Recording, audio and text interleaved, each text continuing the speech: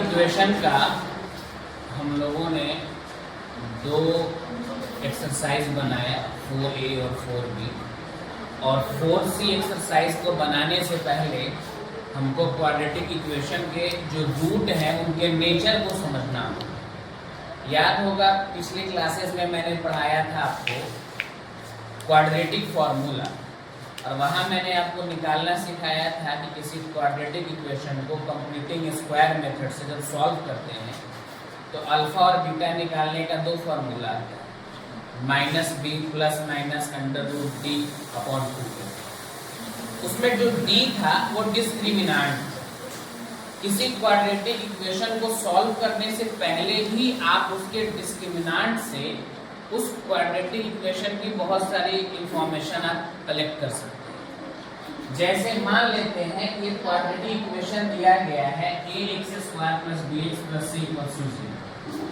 अगर इसका डिस्क्रिमिनेंट निकालना है तो हम b² - 4ac करके निकाल लेंगे। तो तीन कंडीशंस हो सकती है, या तो डिस्क्रिमिनेंट पॉजिटिव वैल्यू में आएगा, मतलब मोर देन 0 आएगा, या तो डिस्क्रिमिनेंट 0 ही आएगा =0, या डिस्क्रिमिनेंट माइनस में आएगा, नेगेटिव में आएगा, लेस देन 0 आएगा। तो अगर डिस्क्रिमिनेंट का वैल्यू पॉजिटिव है दैट मींस 0 से बड़ा है, तो उस कंडीशन में जो क्वाड्रेटिक इक्वेशन के रूट्स हैं वो रियल और अनइक्वल होंगे, मतलब दो डिस्टिंक्ट वैल्यू होंगे। अल्फा का एक अलग वैल्यू होगा और बीटा का एक अलग वैल्यू होगा, और वो दोनों रियल होंगे, मतलब वो एग्जिस्ट करते हैं। ऐसे सॉल्यूशन जो एग्जिस्ट करता है उसी को बोलते हैं रियल एंड इक्वल।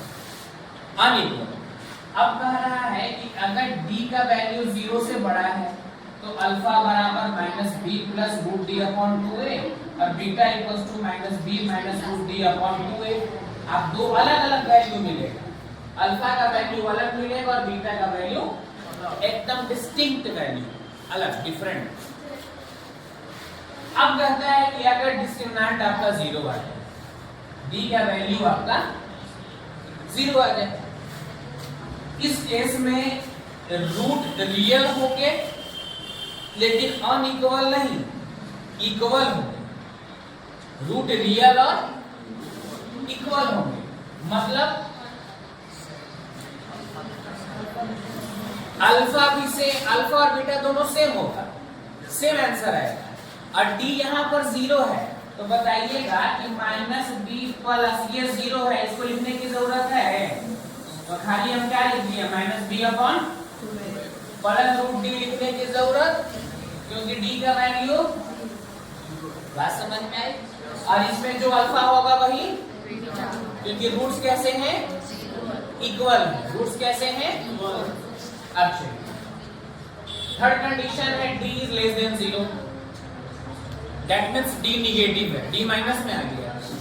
उस केस में रूट, कोई रियल रूट एग्जिस्ट, मतलब ऐसा सॉल्यूशन होगा जो एग्जिस्ट ही नहीं करता है, ठीक है, और उसको हम लोग सॉल्व नहीं कर सकते हैं, कांट सॉल्व। ये बात सबको समझ में आ गई। तो क्वाड्रेटिक इक्वेशन का ये नेचर ऑफ रूट है।